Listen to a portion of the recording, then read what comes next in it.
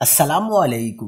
کراچی میں ایک اور شہری گھر کے اندر اندھی گولی کا شکار بن گیا۔ شہری اب گھروں میں بھی غیر محفوظ۔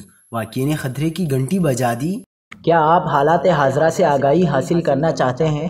خبر کے پیچھے چھپے اصل حقائق جاننا چاہتے ہیں تو ابھی سبسکرائب کیجئے جلمل پاکستان کو اور ساتھ ہی گھنٹی کے نشان پر کلک کر دیں۔